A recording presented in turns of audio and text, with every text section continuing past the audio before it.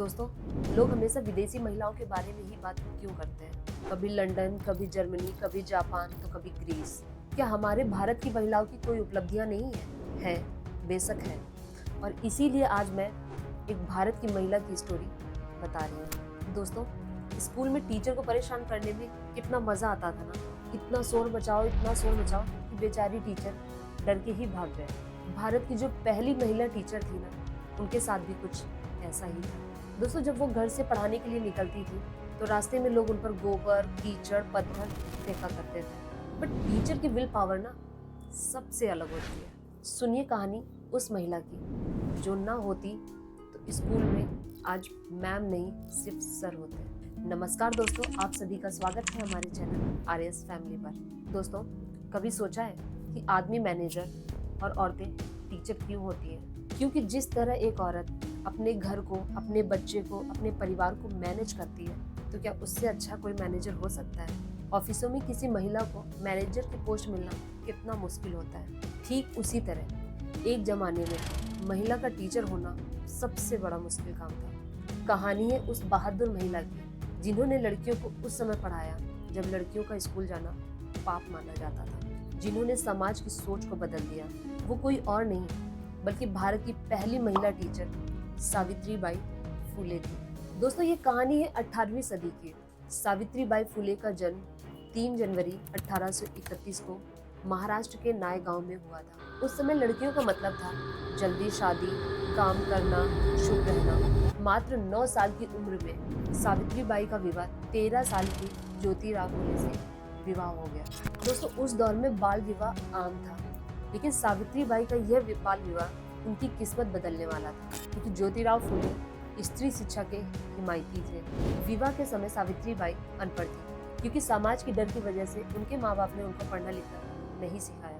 लेकिन ज्योतिराव फुले ने उन्हें घर पर ही पढ़ाना शुरू किया, और ये बात जब उनके घर वालों को पता चली तो उनके घर वालों ने उन दोनों को घर से निकाल दिया। सावित्री जी ने सिर्फ पढ़ना नहीं सीखा, उन्होंने अपनी पहचान बनाई, खुद को तैयार किया, और 1 जनवरी 1848 में लड़कियों के लिए देश का पहला स्कूल खोला। लेकिन क्या ये आसान था? बिल्कुल नहीं। जब सावित्रीबाई पढ़ाने के लिए स्कूल जाती थी तब लोग उन पर गोबर, कीचड़ और पत्थर फेंकते थे, लेकिन सावित्रीबाई कभी हार नहीं मानती थी। वो साड़ी खराब हो जाने की वजह से एक एक्स्ट्रा साड़ी हमेशा अपने बैग में रखती थी। उन्होंने कहा, तुम्हें पत्थर मारना है मारो, लेकिन मैं रुकूंगी नहीं। ये उनकी दृढ़ इच्छा शक्ति का पहला बड़ा इम्तिहान था। सावित्रीबाई केवल शिक्षिका नहीं बल्कि एक समाज सुधारक भी थी। उस समय विधवा महिलाओं के बाल कटवा दिए जाते थे, उनका यौन शोषण होता था। एक विधवा महिला थी जिसके साथ शोषण हुआ था और वो गर्भवती हो गई, और वो समाज की वजह से अपनी जान देने जा रही थी, और तभी सावित्रीबाई ने उनकी जान बचाई और उसके बच्चे को अपना बच्चा बनाया, और उस बच्चे को अपना नाम दिया, जिनका नाम यशवंत राव था। उन्होंने उसे पढ़ाया लिखाया, यहाँ तक कि उसको एक काबिल डॉक्टर भी बनाया, और डॉक्टर यशवंत ने भी समाज की बहुत सेवा की, और उनका ये कदम समाज के लिए सबसे बड़ा मैसेज था। सावित्रीबाई ने सती प्रथा, बाल विवाह, इन सबको रोकने के लिए आंदोलन किया। उन्होंने जातिवाद के खिलाफ सत्यशोधक समाज के माध्यम से लड़ाई लड़ी। उन्होंने विधवाओं के लिए विधवा आश्रय खोला, सती प्रथा को खत्म कराया, बाल विवाह पर रोक लगवाई। सोचिए दोस्तों, कितना बड़ा हौसला रहा होगा उनका।